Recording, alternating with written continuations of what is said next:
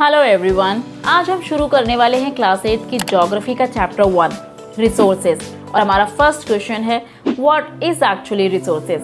वो सभी चीज़ें जो हमारी नीड्स को सेटिस्फाई करती हैं उन्हें रिसोर्सेज कहा जाता है। फॉर एग्जाम्पल वाटर जो हमारी प्यास बुझाता है, इलेक्ट्रिसिटी जो हम अपने घरों में यूज़ करते हैं, साइकिल, रिक्शा, बसेस जिन्हें यूज़ किया जाता है ट्रांसपोर्टेशन के लिए, फ्रूट्स एंड वेजिटेबल को भी हम एज अ रिसोर्सेज की तरह यूज़ करते हैं। ये सभी चीज़ें जिन्हें हम अपने डे टू डे लाइफ में रिसोर्सेज की तरह यूज़ करते हैं वो इसलिए क्योंकि इनकी यूटिलिटी और यूजेबिलिटी होती है, यानी इन ऑब्जेक्ट्स को अलग अलग तरीकों से यूज़ किया जा सकता है जिससे हमारी ज़रूरतें पूरी होती हैं।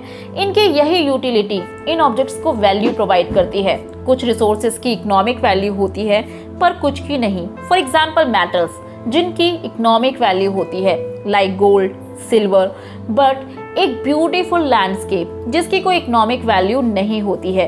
बट ये दोनों ही ह्यूमंस की नीड्स को सेटिस्फाई करते हैं। किसी भी चीज को रिसोर्सेज में बदलने के लिए दो इंपॉर्टेंट फैक्टर्स होते हैं, नंबर 1 टाइम और दूसरा टेक्नोलॉजी। इसके अलावा ह्यूमन बींग्स यानी हम भी बहुत इंपॉर्टेंट रिसोर्सेज हैं। पर कैसे? क्योंकि हम लोग अपने आइडियाज, नॉलेज, इन्वेंशन और डिस्कवरीज से और ज़्यादा रिसोर्सेज को क्रिएट करते हैं और हर एक डिस्कवरी या इन्वेंशन और ज़्यादा डिस्कवरीज करने में हेल्प करती है। फॉर एग्जाम्पल फायर की डिस्कवरी जिसकी वजह से अर्ली ह्यूमंस ने कुकिंग करना सीखा, व्हील का इन्वेंशन जिसका रिजल्ट था अलग अलग ट्रांसपोर्टेशन का डेवलप होना, या फिर हाइड्रो इलेक्ट्रिसिटी क्रिएट करने में यूज की गई टेक्नोलॉजी जिसमें फास्ट फ्लोइंग वाटर से इलेक्ट्रिसिटी जनरेट की जाती है। अब बात करते हैं टाइप्स ऑफ रिसोर्सेज के बारे में। रिसोर्सेज को मेनली क्लासिफाई किया जाता है नेचुरल, ह्यूमन मेड और ह्यूमन रिसोर्सेज में। इन्हें एक एक करके थोड़ा डिटेल से समझते हैं। नंबर 1 नेचुरल रिसोर्सेज, ऐसे रिसोर्सेज जिन्हें डायरेक्टली नेचर से लिया जाता है और यूज किया जाता है बिना किसी मॉडिफिकेशन यानी बदलाव किए बिना। फॉर एग्जाम्पल एयर जो हम ब्रीथ करते हैं, वाटर जो हमें रिवर और लेक से मिलता है, सॉइल और मिनरल्स भी एक तरह का नेचुरल रिसोर्स ही है। ये सभी नेचुरल रिसोर्सेज नेचर से मिले फ्री गिफ्ट होते हैं जिन्हें डायरेक्टली यूज किया जा सकता है, बट कुछ केसेस में इनका बेस्ट यूज करने के लिए हमें जरूरत होती है टूल्स और टेक्नोलॉजी की। इन नेचुरल रिसोर्सेज को ब्रॉडली दो पार्ट्स में डिवाइड किया जा सकता है, रिन्यूएबल और non renewable resources. Renewable resources वो रिसोर्सेज जिन्हें बहुत जल्दी रिन्यू या रिप्लेनिश किया जा सकता है।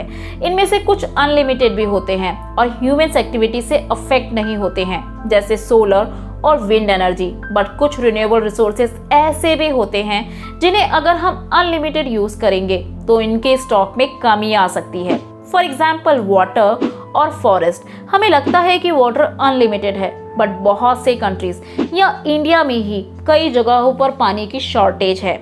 नॉन रिन्यूएबल रिसोर्सेज वो रिसोर्सेज जिनका स्टॉक लिमिटेड होता है और अगर इनका स्टॉक खत्म हुआ तो इन्हें रिन्यू होने में थाउजेंड्स ऑफ ईयर लग सकते हैं, जैसे कि कोल, पेट्रोलियम और natural gas. In natural resources का डिस्ट्रीब्यूशन हर जगह सेम नहीं है क्योंकि इनका डिस्ट्रीब्यूशन डिपेंड करता है कई फिजिकल फैक्टर्स पर, जैसे कि टेरेन, क्लाइमेट और altitude.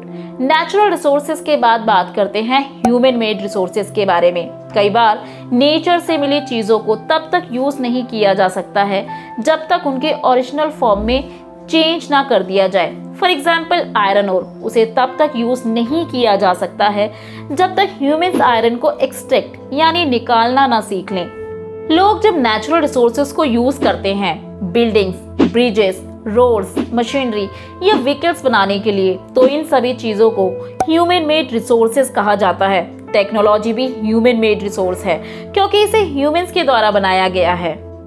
Now come to the human resources. हमारे पास बहुत से नेचुरल रिसोर्सेज हैं पर उन्हें एक यूजफुल थिंग में कन्वर्ट करते हैं ह्यूमंस अपनी नॉलेज, स्किल्स और टेक्नोलॉजी का यूज कर, और इसीलिए ह्यूमन एक स्पेशल रिसोर्स है। ह्यूमन नेचर का बेस्ट यूज कर ज्यादा से ज्यादा रिसोर्सेज बना सकते हैं, बट लोगों को एक वैल्यूएबल रिसोर्सेज में कैसे बदला जा सकता है?